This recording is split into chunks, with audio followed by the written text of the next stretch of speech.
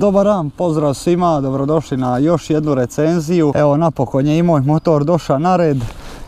Ovaj novi, jer što sam ga zadnjega kupio, radi se o Suzuki GSX-R 1000 iz 2002. godine, znači K2, 160 konjskih snaga, 4 cilindra, vodeno hlađenje, okretnog momenta ima čak 110 Nm, znači da će gas biti jako dobar. Motor ima samo 200 kg, zašto vam govorim samo 200 kg, jer onda ste pre imali one GSX-R-ove, ZZ-ove 1100, to su bile ogromne prasice i ovdje smo zapravo dobili motor koji ima 200 kg i 160 konja, koji je bio jako brz, jer su zapravo onda skočili sa 750 klase trkačih motora na litrenjaka. Također ono što je bilo posebno, ovo je dakle bio motor od 1000 kubika sa ubrizgavanjem goriva priko šprica, dok je Yamaha R1 to tek uvela 2004. godine.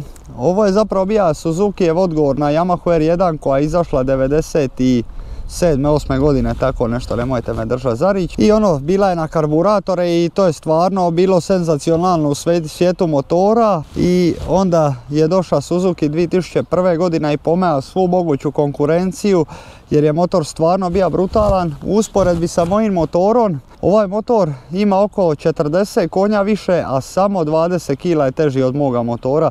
Samo možete zamisliti koliki je to skok što se tiče njegovih performansi. Dobili smo upside down vilicu Tokiko šesteroklipna kočiona klišta, koja vjerojatno neće biti dobra i nisu dobra, pošto je moj motor pa znam da nisu dobra, ali ću definitivno napraviti upgrade. Ove vilice i kočnice su sa Hayabuse iz prve generacije koje su se ispostavile dobre, ali ja jednostavno za ovako snažan motor tražim savršenstvo. Cijene im se kreću od 2 doslovno do 5000 eura, zavisno od stanja godine, jako ih je malo danas na cestama. Nemaju baš pouzdanu getribu, imaju ovako ako ćete ga koristiti za normalne uvjete, za stazu baš i ne. Također standardne boljke, namota i regler, ali to je sve lako rješivo za male pare, tako da se ja ne bi puno opterećivao oko toga. Pogledajte samo ovi dizajn, znači jel vi shvaćate taj čovjek koji je dizajnirao ovi motor, Japanac 2000 i neke godine, pogledajte i koju on viziju ima ove crte i ovo, a neko ove današnje nove škovace šta mi stave u sivo, crno, crvenu boju i to je to malo inopiturane plastikice. Znači izgleda katastrofa svaki novi motor. Znači ja nisam vidio novi motor da mi je lip, da ima lipe šare. A ovih godina svi CBR-ovi, Ninja imali su stvarno prekrasan dizajn. I ovo je jebi ga na kraju krajeva ipak i komad motora, znači nije ovo neka mala šešulica, nego ogroman, prostran, širok, dug, veliki rezervar od čak 19 litara. Upside down vilica, full podesiv ovjes, vozi se puno bolje nego onaj moj 600. Iako za početnike ja bi i dalje preporučio 600. Ovi motor mi je bio san snova da mi je bio potreban u životu i nije, jer 1000 nikad nećete iskoristiti do kraja, a 600 itekako hoćete. Ovo je čisto samo nekakav prestiž i taj neki okretni moment da ga možeš voziti tamo reći brzo na manje džire, jel? Ali što se svega ostalog tiče, ja sam prezadovoljan svojim motorom, drago mi je što sam ga kupio, nisam ga puno platio, stvarno su mi se posložile su mi se neke stvari, tako da ja nemam šta drugo reći nego da sam prezadovoljan. Dosta bilo priče, a mi provozati ovu zvir pa ćemo mi vidjeti kako se ona zapravo ponaša u prometu. Evo, prije nego uopće počnem komentirati ovaj motor, većina vas zna moju povijest i da sam vozio isti ovakav model iz 2001. ali 600 kubika. Moramo imati prvo jedan kratki briefing čisto na osvrt razlike između 600 i 1000 kubika. Ovo nije zajebancija. Znači motor od 1000 kubika nije zajebancija, jako je opasan, 10 puta je jači nego onaj 600 koliko god ja njega tunira, pojačava. Motor je stvarno bezobrazno jak, trebate biti oprezni, nemojte odmah letiti na 1000 kubika, rađe napravite nešto kilometara na 600, jer svakako smatram da za ovo treba posebna škola. Također, bez obzira na moje iskustvo na dosta sličnome motoru, iz prve ruke vam govorim da je ovo totalno neka druga priča i meni je ovo sad isto ko da sam prvi put sija na motor, znači ja se sad ponovo učim vozit. Zašto? 600 kubika non stop vozite u okretaje, dok ovo ne možete voziti u visoke okretaje zato što je presnažan. I onda vam treba dosta vremena i prilagodbe da se u stvari naviknete na gas ovoga motora, jer ovo je ipak 160 konja, a da ne spominjem uopće ove novije R motore koji imaju 200 konja. Znači ovo je baš jedan strašno moćan stroj. Ono što sam ja ovdje dobio upgrade su šesteroklipna klišta, upside down vilica, tako da je ciklistika sigurno puno bolja nego na onome mome 600. Amo sad vidi kakav je on malo za zavoje.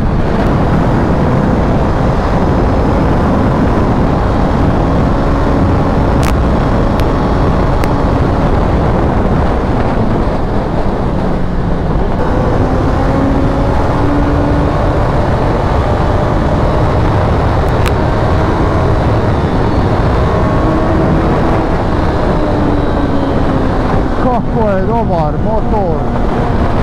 Ja kad sam sijan na ovo, ja sam se uživio koliko ovo zapravo uopće snage ima.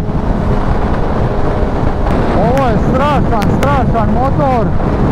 Ciklistika naravno ima dosta bolji ovjes, jaču stražnju vilicu nego moj i samim time je puno stabilniji. Znači na ovome motoru nećete nikad doživjeti da vam se zatrese volan ili nešto slično, a inače ima tvornički amortizer volana i to se meni uvijek sviđalo kod Suzukija, i šta nije ove godine bio elektronski nego mehanički. Motor koliko god je on glomazan, ima velik rezervar i sve to, jako se lako obara u okukama, znači ko da vozite neki motor od 600 kubika, ali i dalje vi osjećate da njega ima komad.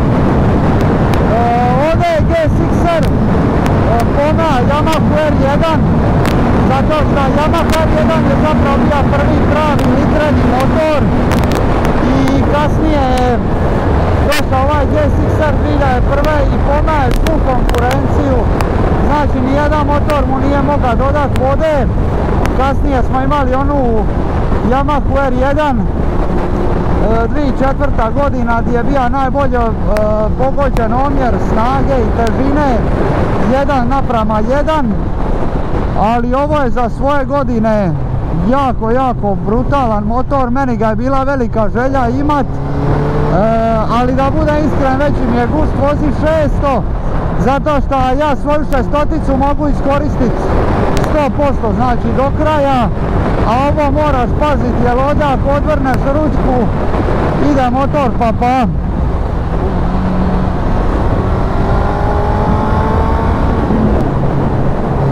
Ovaj motor također ima onu kao finalnu brzinu, bolju nego čak K3, K4, K5 i K6, zato što nema nikakvih redukcija, bile su puno blaže euro norme, tako da s ovim motorom se stvarno možete voziti kako god hoćete.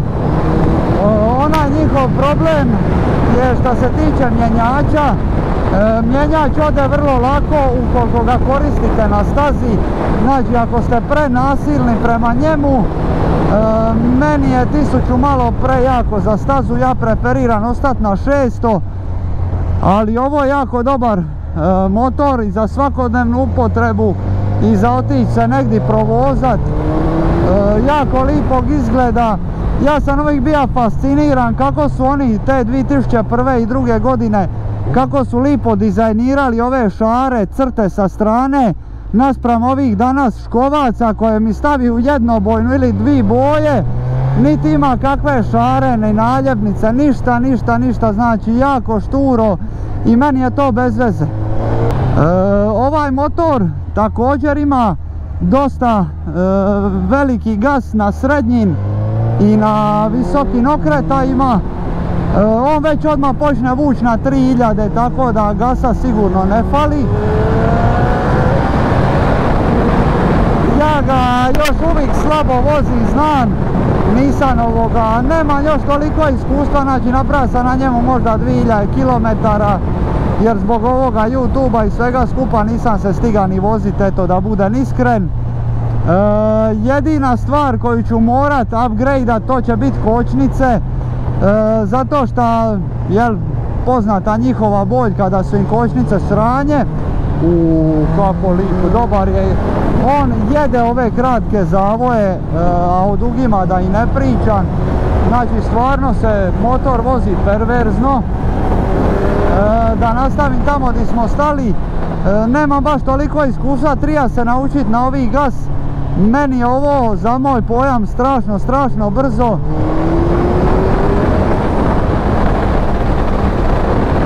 Ali ništa za to, morat ćemo ga malo više voziti, tako da steknem dosta iskustva na njemu. Sad recimo, ostavit ću vam ovdje gore u linku onog CBR-a 2004. šta nije mogao u drugoj brzini na zadnje kolo.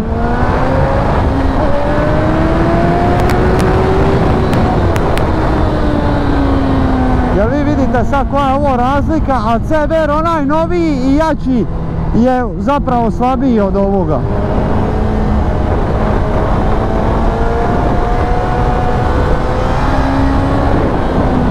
Znači motor jede zavoje doslovno, ne šalim se kad to kažem.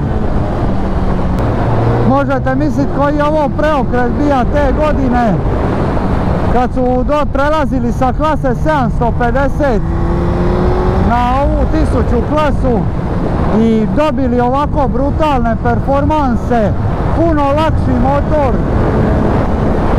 Jer prije ovoga ste imali samo one stare gude, šta ja kažem, ala uljara, ona i kasnije vodeno 1100, ZZ-a 1100, a ovo je već bila prava ozbiljna mašina koja se čak dobro pokazala i u Superbajku, iako i mjenjač nije bio toliko izdrživ po stazi. Kočnice su sa Hayabuse s one prve generacije, ali i dalje mislim da je presnažan motor za te kočnice i tu tražim savršenstvo, tako da ću svakako ubrzo napraviti taj upgrade kočnica, jer želim imati malo kraći zaustavni put kad sam već dobio ovoliko snage.